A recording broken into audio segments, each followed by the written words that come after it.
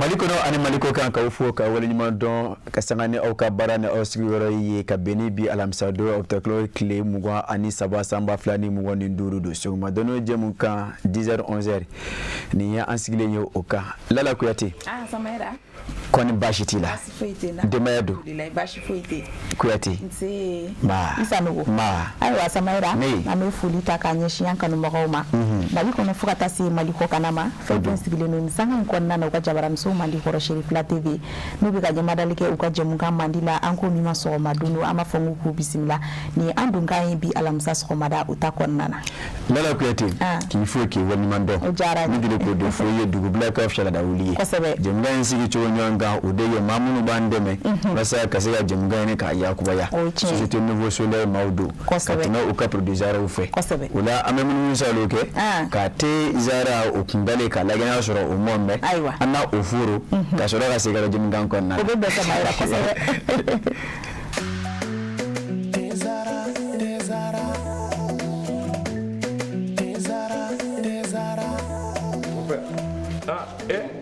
Amona gani dey abe min wuli tasuma kawa mon père Mali bébé ni nene bara ni ni infusé ka ji kala ka ke teka o nene tiens mon père ni tejme ani mbo kundo dima te zara mon père am bébé ko kele na sare ni akuma bay e ni do na surprise kilo ni do abia mangani sisan wani ye te ko jar te zara te o ka te ni abi sambi sababo ni te wala be ni ya kila kura ka segi kana na ka ke go go wa ne ba infusé de mi ha même bien ya kila quoi appelé moi wa je ma on de je te o ka te la hika so za gole te zara makele ngadaga me na mudunchi ala lala kuyate Samaira ninde ankele Samaira ni sogomara fe ni be fe clé journée ka dia faida foitala fika tezara mi ni tezara koni min koni ay clé journée be se ki takama isena ka bo mayambu fo murba bugula ne dato kumana kuni dato kumana lala al ne sansi masala Samaira ne dato kumana lala ko ina na barala bashi do ma fi ko mani matezara mo ma do la bi faida de be ba so faida into jabe yere mo observe lala gati wala na mboro yi ko sabe clip du jour ameto la Samaira o ko zigiri samaki titre ko ala niche anka ngala barkada dale masaka fu wallahi ko dire ko sabe ala shida maka kene adama kila ka bidon yirana bi fara chama ko sabe ma fenge ala wallahi ala bi yeli shida ma ka kene afana dama donc am ala barkada ni dok me ya ko sabe bi lute am ala de lalsa shin fana ala ko yirana o kan sura ya abana dum de shini o kan sura ajere abana ni bi yankadi ko sabe angatu ya ala kan fama yitala tugo angatu ya fala Samaira ametaka samaki amali ka mebla nyamada ko ala niche ka sura ka singa do kana kuna funi balanda ele bebe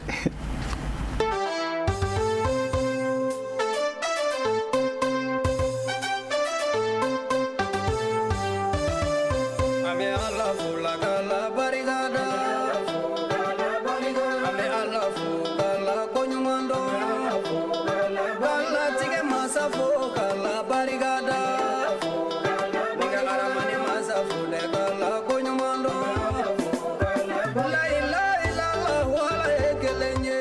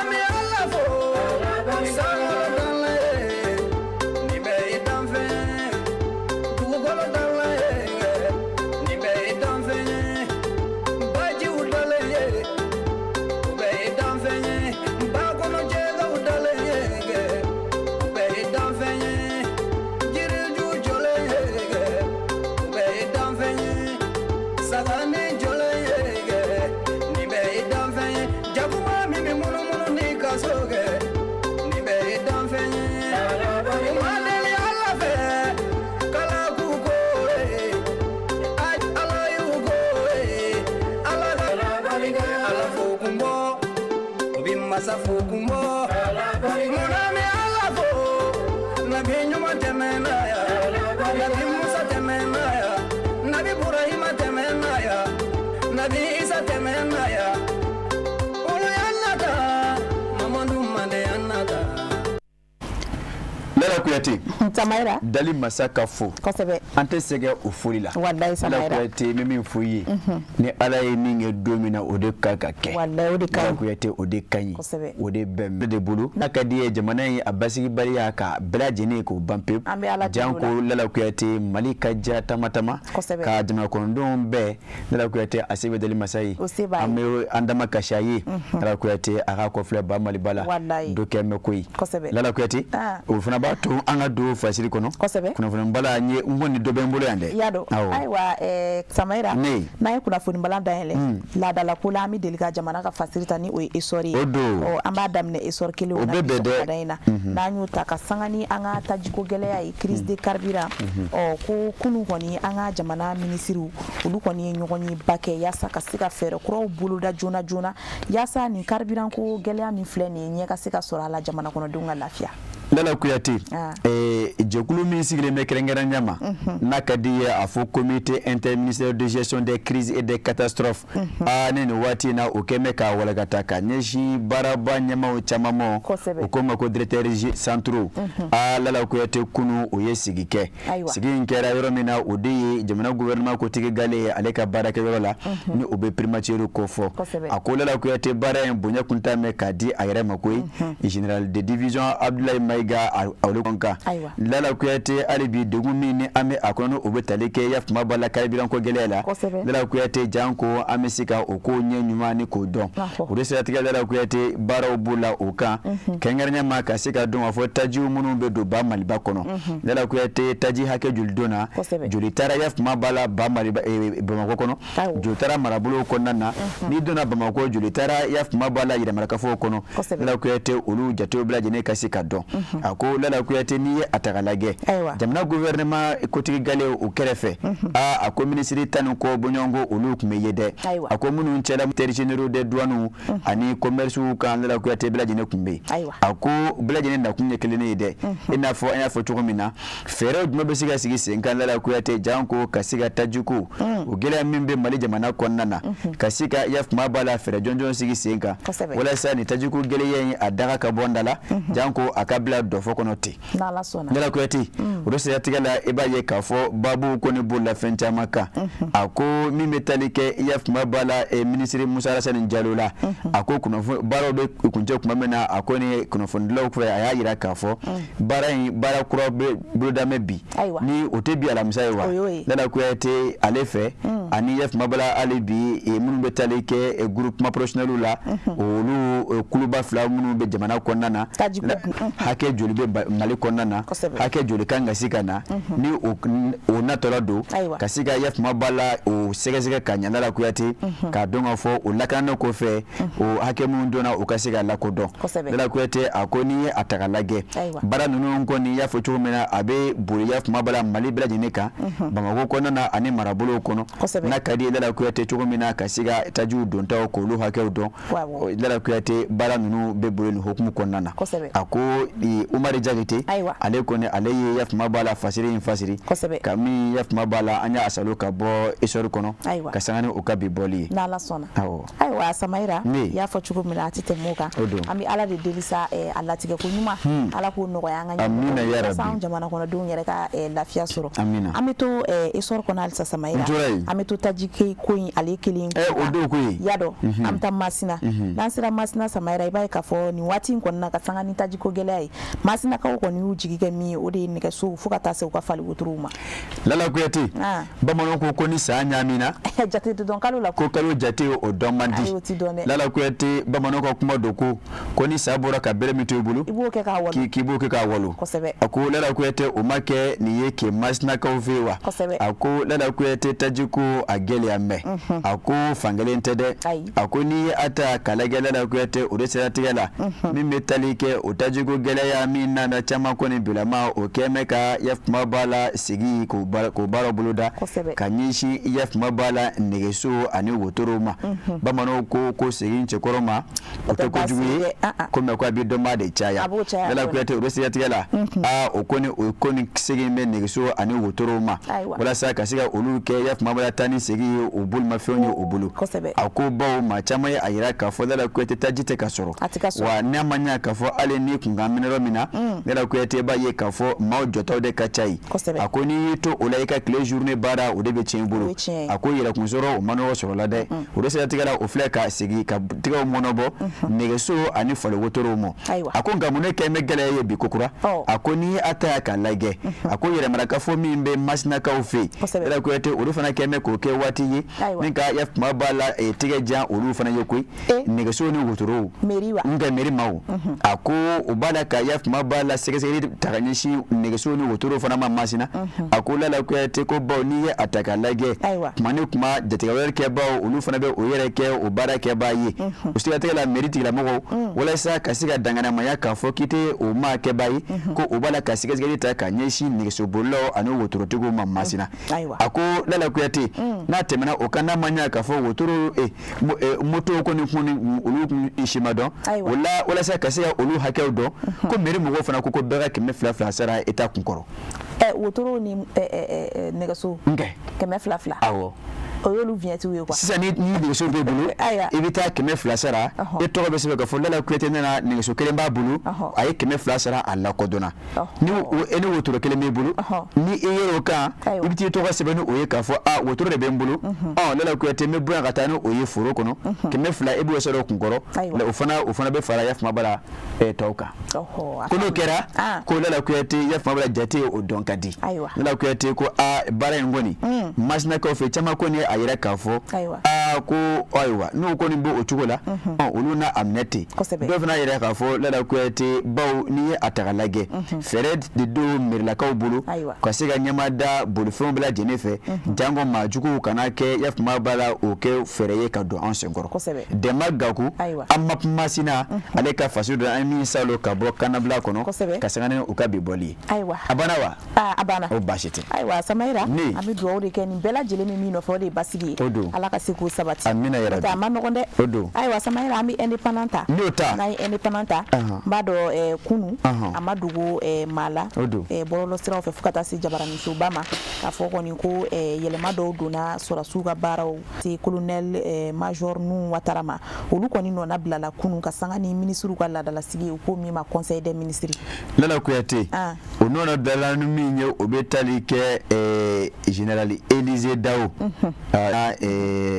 Général Keba Sangare Aruna Samake ani colonel major Nuhu Watara olu nɔna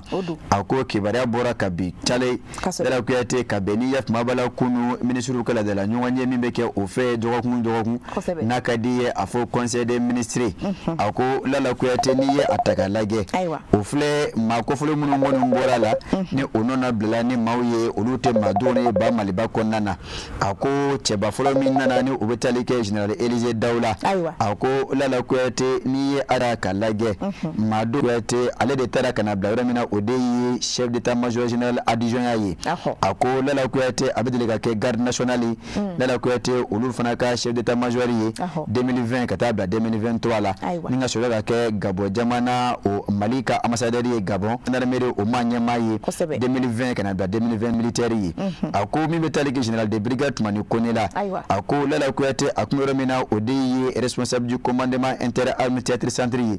Lala Kuyate n'i ye a ta o don a ko n'i ye a ta ka lajɛ ale de kɔni bi o y'a ta ka bila yɔrɔ min na o de bɛ tali kɛ yafuma Lala Kuyate armée de terre Lala Kuyate o ɲɛmaaya kunna a ko Lala Kuyate ni baara ninnu kɔni yɛlɛmaw don minnu ni o kɛ mɛ yafuma b'a la wolomasiri tabaw olu ka fan fɛ Lala Kuyate ko maa ninnu kelen-kelenna bɛɛ lajɛlen Lala Kuyate o kɔni baaraw kɛra ka bɛn ni kunu arabadonya ye ka sanga ni conseil des ministres o baaraw ye ko an bɛ dugawu de kɛ o ye Lala Kuyate o nana bila minnu mina olu ya dara mina ko ala ka o fanga tena ola abla jine jamana ko yi la ko tera ka jamana basigi abla jara ala ka fasure mi salo ka bo independent kono aiwa Samaira to basi ama fo nguda ngana bara ala ka sabatil ko nyuma no ya o amito independent kili ngono Samaira ni me talike ali bitaji ko kunga ayanti botaji ko kono bide ayi abe ka nganga mi do mina ko bi ka fora ko taji be sika fere buton tu manga madama sharia be buton tiki munu bolo kana sani autorisation ko autorisation de mina kala sisa buton tiki munu makoma na ke taji la kata station konnana autorisation be mimbolo ko ka duma lala kuyati abaran abe ko muna oye kulukuru ko sebe kati ani kalabankuru folo lala kuyati kasangani kuna foni sebara aleka kalamukalai aye ayira ka fo olu mara bolo do konnana ako bataki bora ka ayira ka fo ni be talike yaf mabala ka fo ki bina jonika bidon kokura ki be taji san yaf mabala station konnana ko fo ya maria sebe o ka yibulu ako lala kuyati ako ni ata kalage ako bala nunu bala jini ni ko ni ba fega yaf mabala o ya maria sebe soro lala kuyati ni kera katikai ina kundawra min ka eyo ofando sawo o te préféré chigirewa faga si yaf mabala kalabankoro ani yaf mabala kulukoro o yoro ko folema ako lala kuyati ni les intéressés doivent y fournir des informations précises notamment le nom de l'entreprise ou du groupement les références du moteur et les pièces d'identité ako koni tana ke yaf mabala bulfe min kono lala kuyati ebe nyefoleke o bulfe fanaka ako lala kuyati nan temna o bla jeneka ebe yaf mabala eyira buguna tigale o papio ebe olu boko dafiana ako lala kuyati ni atagalage ako no o kera kumamina lala kuyati yamara papio obeta kadi emo odesi tigale lala kuyati ebisega donen so ka bileka bidongo no bawo ete mado yemble kato ki ka groupe ba kono ote kasiga kumani kuma kasiga zigalo ka olu nati yaf mabala mukanyeshin olu makofoloma ako mamunu na meka akabidona ako lala kuyati ne gusira ofana onafini vana manu kuma kasiga dongo fo eye korofo munu fo ni olu sabati lindo akodara kwete ni atagalage ke wala mundo anachogo anyame ba mado debe ake oya kuma bala swabuyi kasiga nataju sa bidona na la kwete kata fere ko jugula mana mina jima kondo chama jo metaji fere sola la kwete otala kasoro ako rose tigala nko ngoni la kwete akoni na meta nchugola wa machama ya ayira ka fo ajame oluyi ba woni ya atagalage mobile ba chama bebi karo sotrama taxi la kwete fa kase camion mo ako ochama ojo mebi kasobo yake otajigo gele yinde ako la kwete ni atagalage na manya ka fo ogele na sugo be anka mado kala ba ko kef mabala jago kunyi ka fo kibe mado ka segando ta ke ira ke wati ko otebe usatigala yef mabala mabisike fo kulukuru mala buru ba ko nana la kwete ofleka ashara boka bi ni tarani yef mabala bidongo ni madama 23 ni jamra sebate bulu la kwete atefirima fasiridu sava trawere anya salo kabura mina independant konnadu aiwa Samaira ambo independant kono bashite ka indicateur du renouveau wa nyokete ambo jasu bashitala utajuna de nota na indicateur du renouveau ta Samaira hali bitaji ko indo ko bama konna na kasanga ni taji ko geleanyi ayira la ka fokoni jamana nyama mawuli ka fere otike ko mimbe talike finintigu ani anga civilu yere ni nyonche ko akobe fera gele station konna na ka sababu yake ko nyonsa masama odubi ka bo akula lala kuyati ako taji ko gele ya damne ni biche ako finitigala ka daw be asema cho me ko refere certains porteurs d'uniforme créer do de keme ko wera ke alawi lala kuyati obita joni o ka finu tenuye station konna na ni ngasora ko take yere sago ya kei mano dala kuyati ako kasangani seria doyi min sera kasalo ka kenyonga kuna fune fasiri ke bafe ni obetale ke yaf mabala indicateur du nouveau adama jabate aleka fasiri do aya ayira ka fodala kuyati ako ni watla bay ko na ako taji ko geleya obe mauka ako taji tala kasoro ala hera labli ako puri kasoro adola evita shi ka jo station ko na wala saka siga soro ako o watikini ako finitigi do de kemeka oke uka jago kunye ane ko kay yere yanchi ke yoro yi la ko yete ko yere ke ala denu yambulu la ko yete ubita joni o ka teni o yere la ko ulu ko teni tigi da ma yere yi la ko yete ko no kera ubi soro ko take yere so ko kay la ko yete ka foko on de be yan folo donc ka soro ka ola obi na bara bela jeni ni ko onyami ko face à ces désordres tous les jours akoko la o seratika la wele ko be da kanye shi ya fuma ba ira shi militaire ma jamana nyamao ma dama wuru masir tabawu ukanya mo mu yere bi la ko yete chugo mina o kasiga nku enda ge tele la ko yete akana ke samala ka ambugo anyera baraka nyombu waye akoni ata kalage la ko yete ako tajiko gele ya ado wonde mashila ako ka benita ta do to ko claim wa ani kene sama fere mo woni nduri ako misa bugo kin konnana ako ni atalage fonyongo do nana ya mabula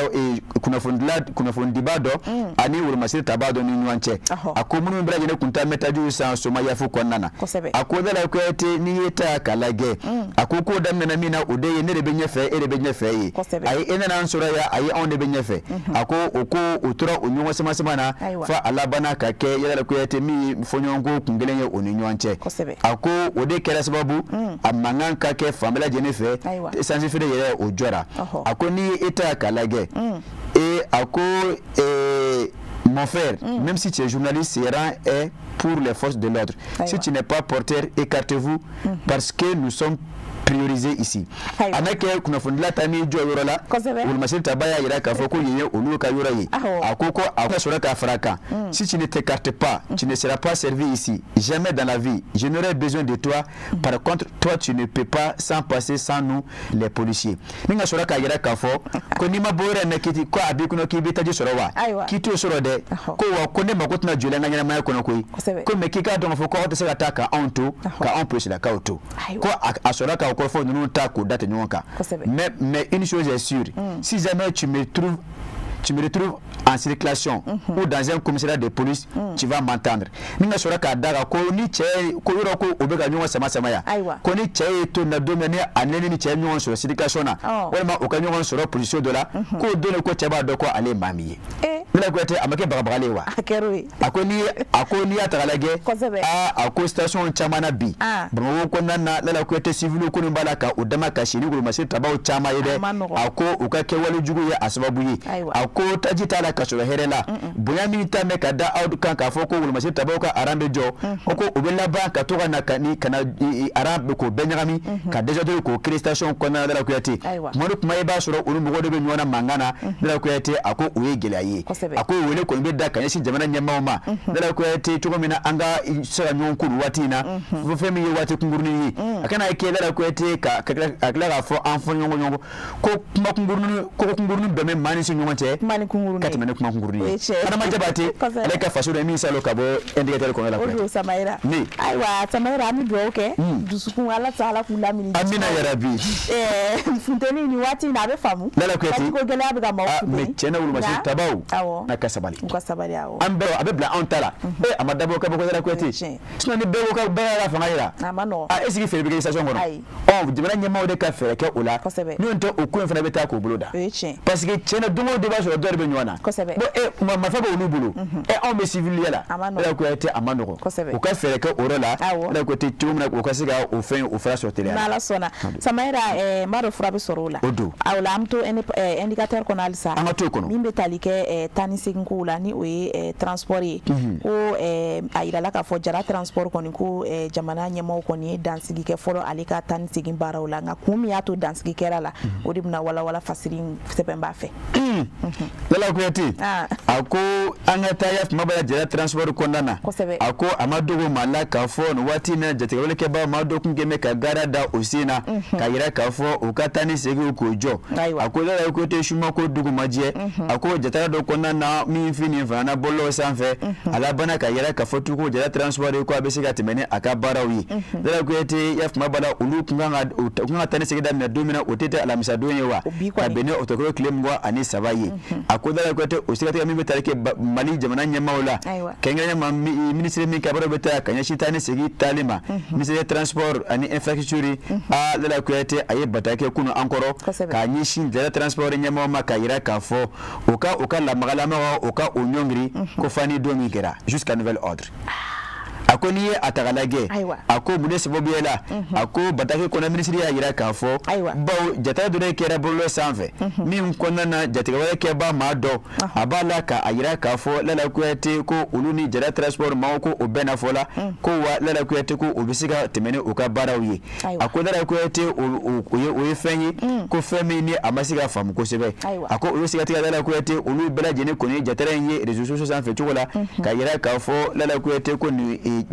groupe armée terroriste anyema ni ubitalike binato dola mi ngone bala kan korofo nunu lasi ako oseti lala kuyete ako ukoni ke wale mi ni atebe baw lala kuyete kafuyi ni sunu nyana mi lala kuyete bi sojuru dosi gati yala jamana nyama ko ni fleka batake bokunu kabi ka yira kafo ne abe ochugola jara transport a moblu ukatani segi uka ajoflo no watina fani watimi ni kumasera lala kuyete chugomena lala kuyete baraw ubisiga baraw damine kumba no watina ko ka atani segi ni kanyongri folo aiwa famna Samaira iye dunya ale de ya fasili ko sebe aiwa Samaira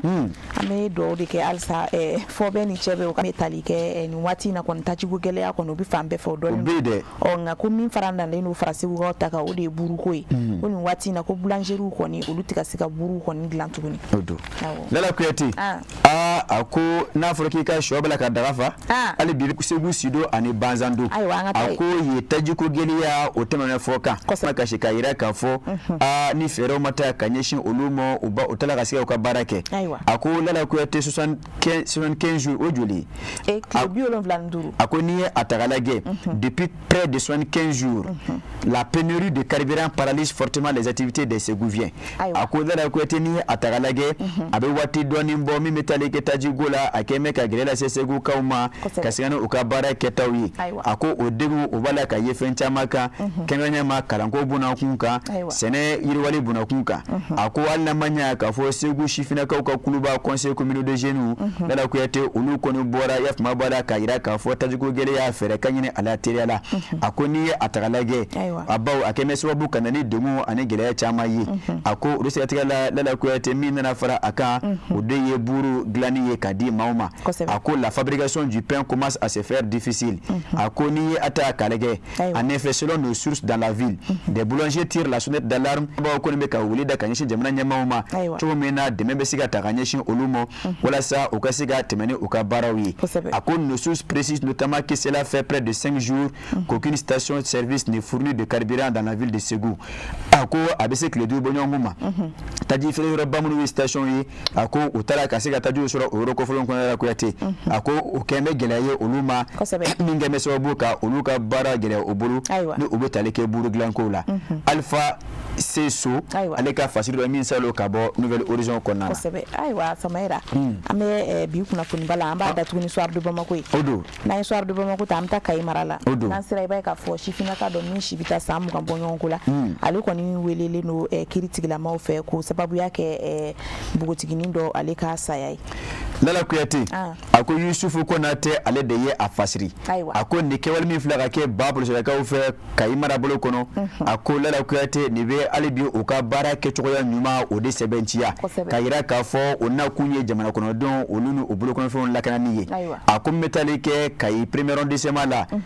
ako lala kuyate bi minye maya tame ka di commissaire Dauda Sisema ka bene alam serfo lala kuyate bugotini ndo afara anina we abona anina abe kalolo vla bobi lala kuyate mi afara choma don afara ba ma don ga wele flaka bla kamenu ma siga kenna ola ako lala kuyate kuno funo chama yira ka fo chene ni ngone flene ka woleta ako atobe dan mena aya ajamu oyeteye ako ashibe samu obonyongula ako aboro ode kuchala yi nga sigoro okofiye bi ni obela kasangani ameta travel trodo yi mi shu oyira yaf mabala babulo fe flip senegali ako lala kuyate kuno funo kunfolo ya yira ka fo donora afle obibnu musalo bada fe afle ka ameta pousse ka fli bakonoti la kuyate ameta masiga ayrabo ukera asatayi ako akera minge kamle ni ngone akunye sentige anikura ala animinga kankiti amugo bo odon ona da aka la kuyate fasili fla ani salo ka boya fuma bala swade mako kono kasana ukabi boli Yusufu Konate aleka fasili du kosebe aiwa Samaira atete meninga kodi namifu kasanga ni fasibu yere ubala wala chugonimo ajaranyi kan bogo ye famia soro ubula bato amta sega na finya bodoni na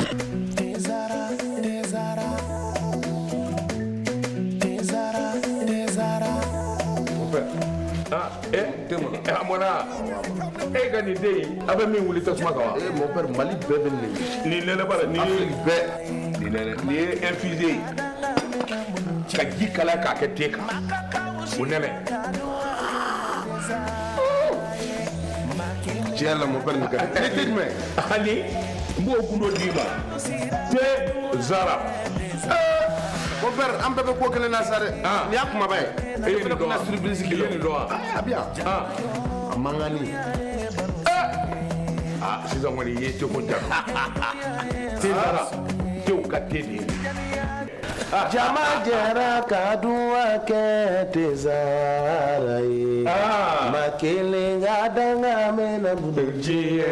Allah farafidenu jɛra ka duwa kɛ tezara ye ma kelen ka danga mɛna mudun tiɲɛ ye Allah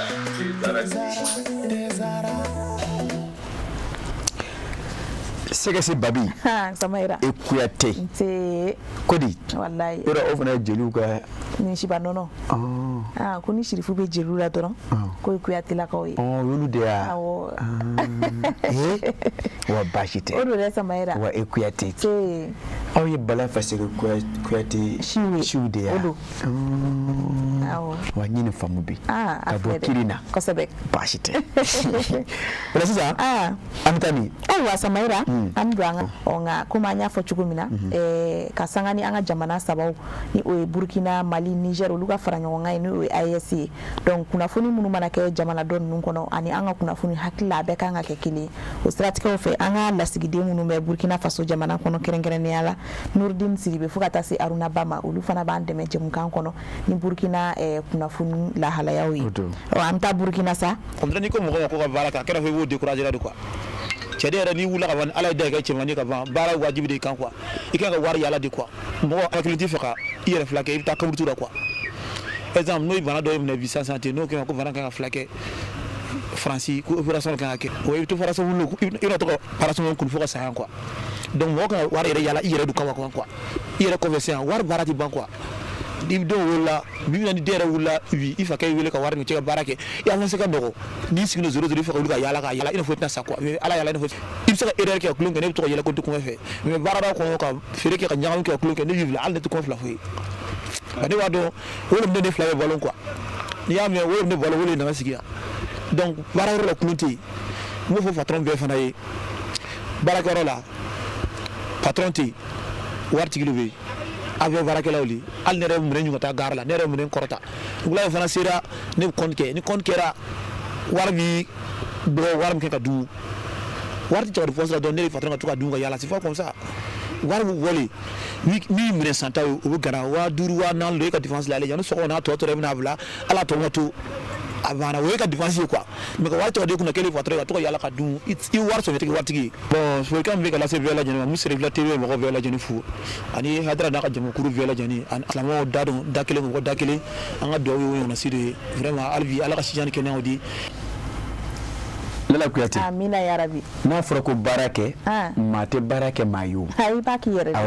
anafa folo ayra fe ko no si yere de ma folo musara sisa ni ayra ko ni bana yemine no ko mi bita fura ke million ko ni ba me barama itna wuli ai na wuli ki jo wati de jakuma ga nyina mine atona ta yere kandi atona ba yere kandi wala am Burkina ka amma foka wali mando wallahi ako barako ne unafa oteseka foka ba unafa tseka foka ba ni ba shifina ka bobo jilasu mimi ideme donc comment on a eu on a kanu on a la dare ga vaza kono fin de la fonctionnalité là bo il va en société qu'on a bien mon téléphone na mais ni bara bi bolo c'est le téléphone blague occupé ara mais ni a ta ba fait un problème téléphone ta ka occupé mon téléphone na te fait bien alors que c'est pas normal côté fana bon on sait la fo ana watilo demsenu no ya famu oluba lo kanga minken téléphone ni téléphone dara ga di do fana ma cheni boy ma bon anti mo aussi conseiller na le wala ka se ga mun kan yeni ke ka business u créer anga la yini ko nole bon solution min be éducation no bɛɛ ka bama i denmisɛnw ma du kɔnɔ le wala ni fana bamananw ma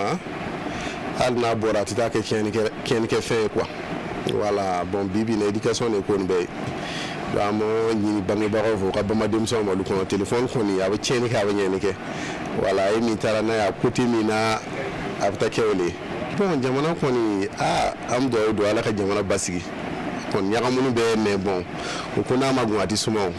an bɛ dugawu don ala ka jamana basigi sinon ko in kɔni a joué b'an bɛɛ kan wala mais an bɛ dugawu don ala ka jamana basigi ala k'an ka minako bɛɛ nɔgɔya wala a tɛ tɛmɛ ale kan bon an bɛ Sefila tile mɔgɔw bɛɛ lajɛlen fo wala an ni ce kosɛbɛ.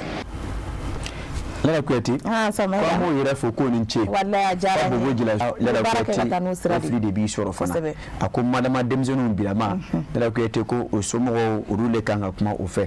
n'o tɛ o kɛmɛ ka telefɔni ta ka kɛ cogo min na Lala Kuyate o de b'a to a cɛnni o barika bɛ bonya kosɛbɛ a caman bɔ maraw yɛrɛ la du kɔnɔnaw na o do donc o la ko telefɔni kɔni ma dabɔ kama ni ci b'i bolo k'i ka ciw kɛ Lala Kuyate i b'o kɛ n'a ye mais ka telefɔni kɔni cɛ yɛrɛ fɔlɔ min kumana ko bi yɛrɛ telefɔni ma fa b'a ka téléphone kan ba b'a ta kan denmisɛnninw yɛrɛ b'u ta kan o do si tɛ se ka si jateminɛ ayi awɔ o ko n'i y'o tiɲɛni da yadɔ o ma nɔgɔn dɛ i nana yɛrɛ ta yen o tɛ bɔ i bolo sa o yadɔ o ye a b'i bolo nka n fana ta ye baara ye basa n kɛra kunnafoni dila ye fana ka to ka kunnafoniw ɲini ni ko n tɛ i b'o digi k'o digi e nana baara tɛ fana t'a ta dɛ maa tɛ wari ci ma e tɛ maa wele ayiwa wa a b'e bolo ne tun bɛ essence 20 litres di ma n'an tilala n k'a ma bɔ n'an ye o kɔni ma bɔ bilen o tuma maa y'i wele k'o di ayi a ka ɲi sa Lala Kuyate kosɛbɛ o la an bɛ Aruna Ba fo an b'a fo kosɛbɛ waati na ba Burkina Faso awɔ Bobo Jiraso ani Lasini Sidibe kosɛbɛ Lala Kuyate olu y'an ka lasigidenw ye awɔ k'an b'o fo k'o waleɲuman dɔn ka Burkina kaw lajɛlen fo u cogoya la kosɛbɛ o la an bɛ segin na ba Maliba kɔnɔ awɔ an bɛ kalo min na o de ye octobre ye awɔ madama octobre rose ayi ni octobre fɔra kɔni an hakili bɛ jigin octobre rose de la o tɛ kosɛbɛ o la docteur Maison Kuji Tata Touré kosɛbɛ docteur Maison ayiwa ko ani a y'an sama min na e barolasi dɔ kɛ ni professeur Tekitegi kosɛbɛ walasa ka se ka ɲɛfɔli kɛ o ye octobre rose madama cancer du sein kan kosɛbɛ Lala Kuyate an ye dɔɔnin ta o la ayiwa ka se ka o yira maaw la kosɛbɛ Tekite ye min fɔ o la Lala Kuyate an bɛ o ɲɛmada ka sɔrɔ ka segin ka na kokura o tɛ baasi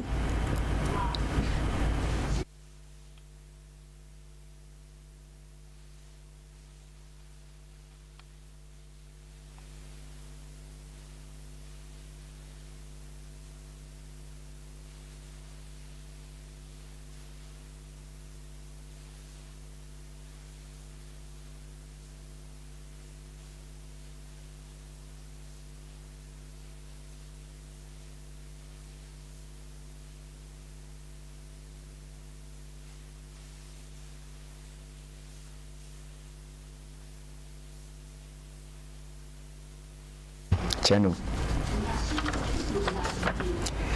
Lala Kuyate a ka to dafa lan do ɲini maaw fɛ kosɛbɛ bunadamaden baara do o do manivi maa bɛ ji ni bi fili so se nani nka k'a bɛ talo o k'a bɛ talo awɔ donc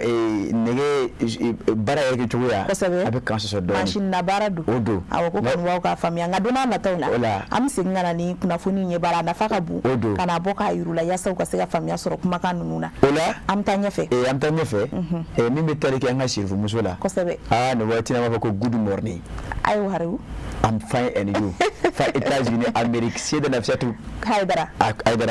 Madame Koulibaly, a fana tun bɛ kɛnɛ kan. Ale fana a ye yaf ma b'a la o wele kan kɛrɛnkɛrɛnnen kɛ ka ɲɛsin. Alhamdulillah rabbil alamin. An bɛ Ala fo ka Ala barikada.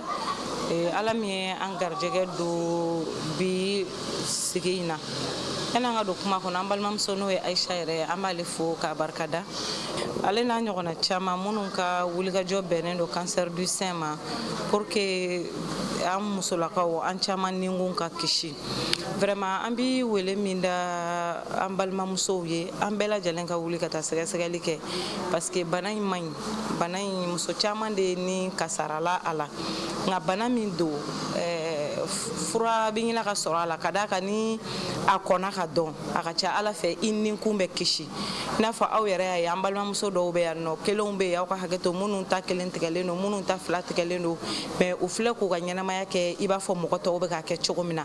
donc bɛɛ lajɛlen de ka wuli a b'i la o a t'i la o ka n'i sigi f'a k'i minɛ wuli ka taa i ka t'i ka sɛgɛsɛgɛli kɛ n'a ma ye i la alhamdulillah n'a yer'i la fɛnɛ dɔgɔtɔrɔw bɛ fɛɛrɛ bɛɛ lajɛlen sigi sen kan mun kosɔn i ka se ka kisi i ka ɲɛnamaya kɔnɔ an bɛ o de wele da ka an ka dɔgɔtɔrɔ bɛɛ lajɛlen fo mɔgɔ ka wuli ka jɔ ye nin kɛlɛli ye pour que anw musow ka se ka kisi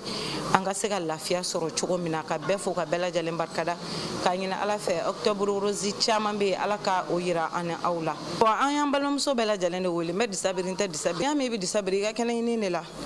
donc an bɛ nin foli da an balimamusow ye a ye wuli sɔn ka sabati kɔfɛla la inshallah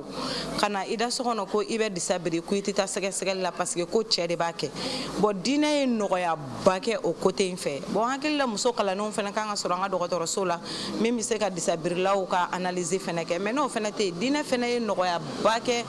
musow ka nin ko in na quoi vraiment ka bɛɛ de wele a ye wuli an ka bana in kɛlɛ ɲɔgɔn fɛ fo bana in ka bɔ an ka dugu la ni Ala ka jɛ ye k'a fanga dɔgɔya. Seydatu Nafisatu Usman Haidara Madame Kulubali u ka taa u ka sɛgɛsɛgɛliw kɛ ko tɛ ni a yɛrɛ ka fɔ ko bana b'i la bana kunbɛ ko sa bana furakɛ bolokuma dɔw o ka fisa ni sen ka di ye ne yɛrɛ ko n'a donna k'a fɔ bana b'i la a bɛ furakɛ cogo min na o siraw bɛ don i kɔrɔ et puis Samahira a ye kuma laban min fɔ fana ça c'est très important parce que an b'u mɛn à longueur de la journée muso minnu bɛ disaw biri walima muso minnu bɛ hijabu don a caman b'a fɔ ko u tɛ s'a dɔgɔtɔrɔso la ka taa ni bana ninnu caman sɛgɛsɛgɛ parce que généralement n'i y'a lajɛ Samahira ni bana minnu bɛ ka fɔ ni muso bana ninnu généralement cɛw de b'a banaw sɛgɛsɛgɛ donc n'u ye gynécologue ye donc muso caman bɛ maloya kɛrɛnkɛrɛnnenya la disabirilaw Seyda yɛrɛ kumara sisan a ko diinɛ ye nɔgɔya kɛ o siraw fɛ donc a ɲininen don musolakaw fɛ kɛrɛnkɛrɛnnenya la hijabu birilaw an k'a dɔn k'a fɔ an awɔ Nala Kuyate o la an bɛ Seyda Nafisatu fo nin waati a fɔ cogo de ma bɛn a bɛ hijabi n'Ala sɔnna awɔ o baasi tɛ an m'an fa yɛrɛ fana fɔ a kɛrɛfɛ an fa tɔgɔma b'a bolo dɛ Samahira o b'a bolo bani tɔgɔma ni u ka foli ma kɛ a ma dafa dɛ wa fo koyi a se Sherifu Usman Madani Kulubali an b'a fara fo Nala Kuyate o bɛ bɛn kosɛbɛ o la sisan an bɛ jɛmukan kuncɛyɔrɔ la kosɛbɛ Nala Kuyate dɔgɔkun bi alamisa ye nin y'a laban ye wallahi Nala Kuyate sɛgɛnw kɛra o la an bɛ bi ta kuncɛ kosɛbɛ nka an b'a kanɛ kuncɛ ni min ye o de ye bani an ka jɛmukan kuncɛla la n'Ala sɔnna awɔ maa si tɛ farafinna ye min ye Ala dɔgɔya o kana nkalonzi siga t'o la o tɛ nkalon don n'i ye maraka ye Ala bɛ f'i ye marakakan de la i bɛ se mɔgɔw la marakakan de la Ala donga o de ka bon i ka kan bɛɛ ye. Allahu akbar wulili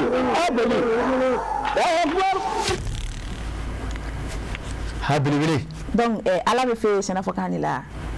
ne bɛ mɔgɔ de sɔrɔ mɔgɔ m'o ɲɛfɔ n ɲɛna parce que Adamu Sanogo ale kɔni y'a kɛ sinifo ye bari o wajibi de bamanankan de la donc e bɛ fɛ a ka fɔ sɛnɛfɔkan na mais karamɔgɔ m'o de fɔ a bɛ se ka se ka tubi a bɛ se ka kuma ma tubi wa ni sɛnɛfɔkan fɔla ma sɔrɔ karamɔgɔw la ne bɛ se ka Samahira la tubi sɛnɛfɔkan ne mun kuma ye da ayi Samahira ma tubi an bɛ ka sɛnɛfɔkan fɔla de ɲini karamɔgɔw la ne bɛ se k'a la tubi vous avez Adamu Jara tubi kuma a fɔra ye marakakan na wa awɔ a fɔra ye o la ale b'o mɛn wa Nala Kuyate kosɛbɛ o la an bɛ an fana karamɔgɔ Mali silamɛtɔn bɛ fara ɲɔgɔn tɔnbaw conseil islamique du Mali maa Mali silamɛ diinɛ ɲɛmaaw ka jɛkuluba groupement de leaders spirituels musulmans du Mali maa ɲɛmaa silamɛya dɛmɛtɔn ani sara najɔrɔ an fana karamɔgɔ a Seydi Sherifu Usman Madani Haidara Nala Kuyate an b'a fɔ fa Bangɔnɛ Janginɛbugu la a n'a ka denbaya Nala Kuyate ka dugawu kɛ u ye ko Ala ka sijani kɛɲɛ da an yɛrɛ ma Nala Kuyate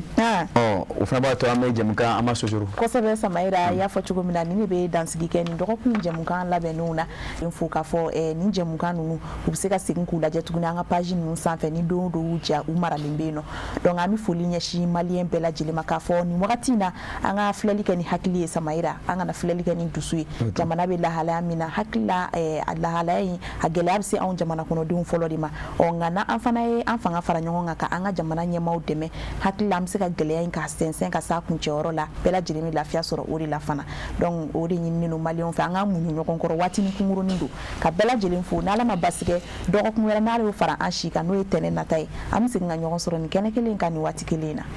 Lala Kuyate i y'a fɔ cogo min na a tɛ fɔ ka tɛmɛ nin kan ne de ka nin yɔrɔ in fɔ n ye ne segin a kan bi Lala Kuyate ni tasuma mɛnɛna ji de bɛ kɛ k'a faga nka ni tasuma mɛnɛna ji sanfɛ hakili de bɛ o fa jamanakɔnɔden bɛɛ lajɛlen an ka an dusukun ma ɲɔ ɲɔgɔn kɔrɔ an ka sabali an ka ɲɔgɔn magɛn an ka ɲɔgɔn dɛmɛ an ka fara jamana ɲɛmaaw kan nin waati in Lala Kuyate jamana a bɛ degun kɔnɔna na Lala Kuyate n'an bɛɛ farala ɲɔgɔn kan ka mun ɲɔgɔn kɔrɔ ka sɛbɛn ɲɔgɔn kɔrɔ surtout min da kan hali bi ni o ye tajiko in ye station kɔnɔna na Lala Kuyate mɔgɔ kana ka fanga yira mɔgɔ la mɔgɔ kana ka se yira mɔgɔ la Lala Kuyate an ka bɛn ka taa jɔ ni o ko ka kɛ cogo min a ka kɛ ten n'a fɔra ko ka aran de kɛ an ka jɔ aran na Lala Kuyate bɛɛ b'a sɔrɔ dɔɔni mais n'an y'a girin o de bɛ a tiɲɛ Lala Kuyate o tɛ maa si ka laɲini ye o la an ka jɛ an ka ko in lajɛ ni hakili ye Lala Kuyate cogo min na a bɛ se ka ɲɛ waati ko do kɛ o de ye sabali ani muɲu an ka lajɛ Lala Kuyate ka sɔrɔ a ma kɛ ni dantɛmɛwalew ye Lala Kuyate k'i fo k'i waleɲuman dɔn k'a fɔ bi jɛmukan an bɛ o bila nin yɔrɔ in na yan ka ɲɛmaaya so k'o fɔ Elhaji Usumani Sogolo nin waati in na o sen bɛ k'an lajɛ ka baarakɛlaw ɲɔgɔn bɛɛ lajɛlen fo ka tɔgɔ ani o jamu na Lala Kuyate an ka dibila baarakɛlaw an tɛ sɛgɛn an tɛ ɲinɛ k'o fo Mohamed Keita ani Musa Traoré GMT sɔgɔmada na olu de ye jɛmukan maana Saka Kulubali ka bɔ diɲɛ ale tun b'a la k'a bila fiɲɛ bɔlɔlɔ sanfɛ an ka plateforme bɛɛ lajɛlen kan an bɛ Saka fo ka waleɲuman dɔn ka bɛɛ lajɛlen fo nin waati in na Lala Kuyate ni Ala ma baasi kɛ ntɛnɛn don e ni ne ani kanubaw ni Ala ma baasi kɛ an bɛ ɲɔgɔn sɔrɔ an b'an don kɔnɔ ka na ko Vianney fana sara wa awɔ ne ye Bezara de ye ka kɛnɛya ani lafiya sabati bɛɛ lajɛlen farikolo la